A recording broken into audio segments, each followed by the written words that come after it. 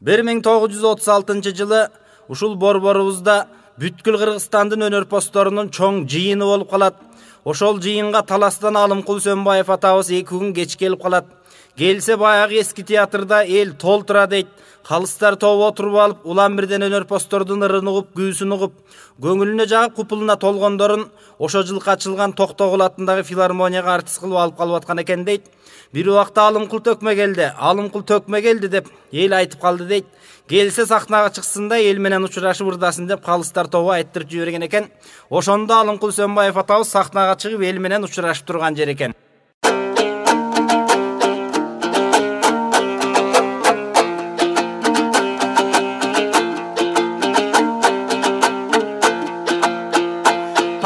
Толук акындар, мындан албан акын бар. Комузчу бар, ырчы бар, кубулжуган үн менен, коңгуру добуш күү менен, кубантып элди турчулар, күлкүнүң элге салчулар. Тобуңаң айтам саламда, залда олтурган калың элде чогуңаң айтам саламда. Келипсиздер шайырлар, кең Фрунзе шаарына, кадыр менен келдиңер, кабар жетип барыңа. Сапар келип атая, саламдашпай каламба, бактылуу элдин шайырда барыңа айтам саламда. Халык менен Осмонкул катарлашымдай замандаш, кучакташып бир көскөндө курбуну кургу таба албас. Курдаштарымдай аманба, силерге кубанып айтам салам дей.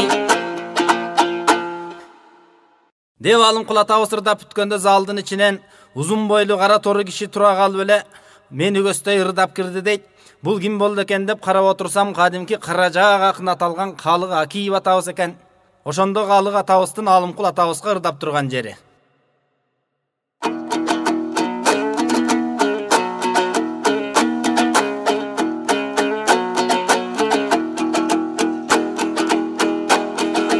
Кабарың угамме төкмө деп, халкыңдан кабар де көп келет.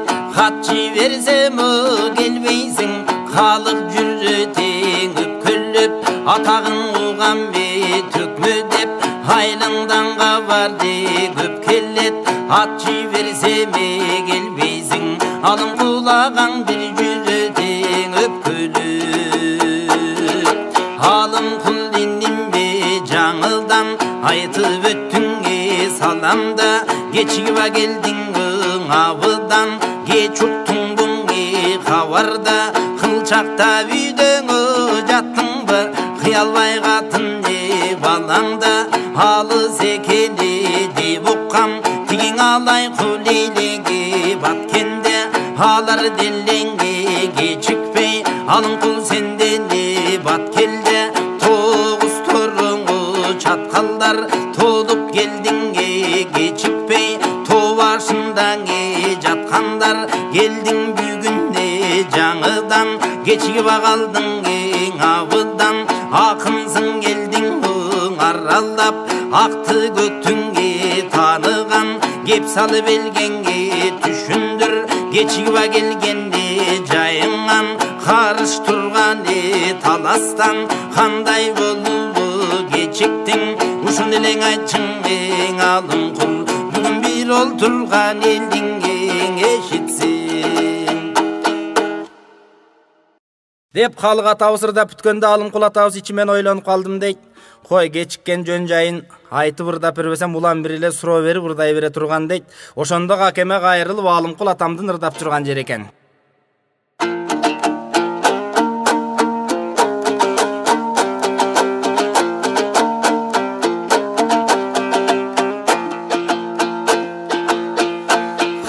Самга кебилерсиң, бу менин кырсык чыгып жолума. Кызыл желек көтөрүп жүрүүчүң элем колума. Жерге түштүң ой желегим, жаркыраган желекти да жашырбай кантип келемин. Чыга албай үйдө жатканым, чымчыгым ушту чынардан. Артынан куусам жеткирбей, ашып кетти кыраңдан. Кулунуң качты желеден, андай кырсык болбосо да алдыда келчү мен элем. Талпындым эле жетсем деп, таба албай калдым айламда. Taqdırdın jolu taygalaqta talaşa turgan şay barba. Balamdı berip esine başıma tuman aylanda. Koyluğunun oygu jet albay Haken oşençiva jolume baylandı.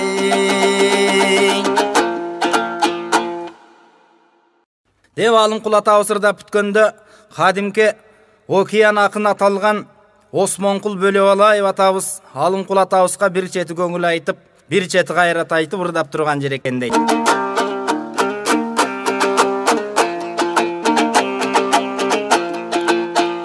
Жайыңды гана айтың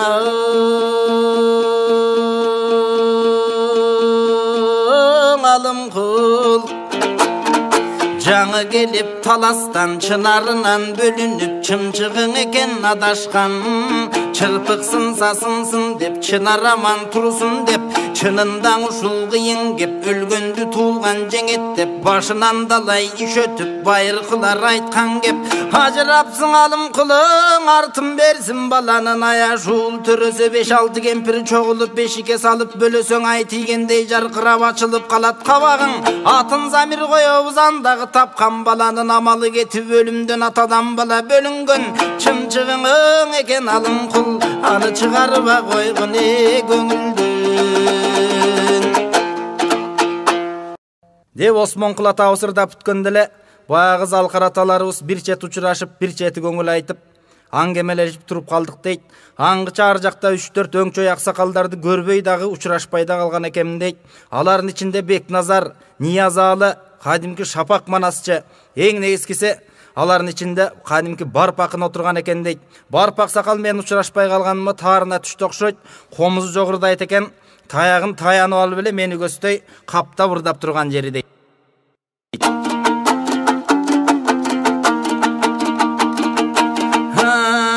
Алымкул чырагым аман болsun чынарың Уақыт жетіп күн бүтіп учкан экен тынарың Өзүң деле баласың өкүнүп тартпаң убайын Көпүрөңө Алымкул көлгө кеткен турбайбы Көк шуңкарың айланып чөлгө кеткен турбайбы Жета таң барып тынч алган жерге кеткен турбайбы Бор бүтүн баш эсен болгон эмес адамда Айтканыңга туңгулду аралаштырып саламга Каза шуңкар жемжесе канатынганга тийгиспейт Кайраты бар элдер көп кайгысын элге билгиспейт Эки агайың кишинин бири кедей бири бай Эки жили кетчесең бири каргыш бири май Жанашаң экиң өзөндүн бири токой бири сай Жашыба жаман адамчаң көкөм жаратылышың ушундай Тигиң Осмонкул менен калыкты оозуңаң алдыңда Отурган 4-5 чалбарбыз бизди унутуп калдыңда Ниязалы Бекназар Шапак турат алдыңда Кече топ жыйында көргөндө мага токтогул айткан саламда Тоготподуң коңагаңды калкастында кадырлап Калмырзаң айткан саламды карып калган чагымда Капа кылдың коңагаңды Кече көлүк өмүр өчүрүп көп турган чагымда Көрүнгөндүң кыздарын өп турган чагымда Перизаттардын тобуна барып турган чагымда Белегиме бетарча алып турган чагымда Барып деген мен элем балдар мен кимден кемелем Түндүк түштүк кыргыздын түзүктөрүнө теңелем Калык эним сен айтчы кайсакындардан кемелем Аркан жыянырчыңдын алдыңкысына теңелем Качуучу куштай убагым кааласаң балдар кезинде кадырымды сурагын Карганда түшөт оюңа кайгы санаң узун жол Заманың келди тилеген сайраган балдар аман бол Эстүү болсо балдарың эркелетет карганың Эси жок болсо балдарың эсептен чыгып калганың Эртеби кечпи ким билет эчкиникиндей жаш калды Кача турган куш делең үкөм карай берет оң асманды Деп барып атабызырда бүткөндө Алымкул атабыз барып атабыздан кечирим сурап ырдап турган жери дейт.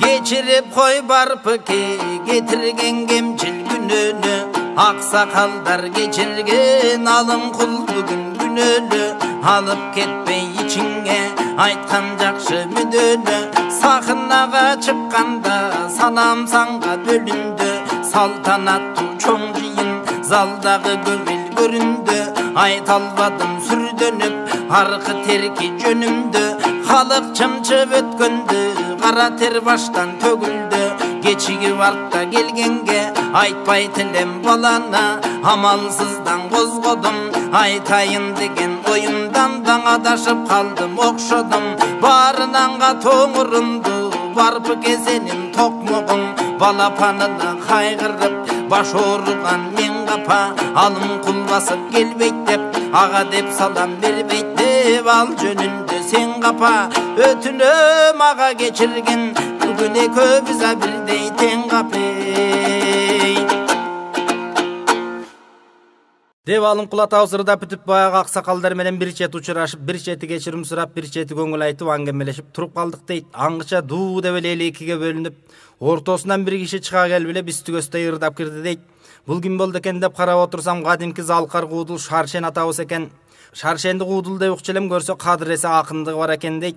Ошондо Шаршен атабыз баягы барып аксакалдарга залкарларга учурашып ырдап турган жер экен.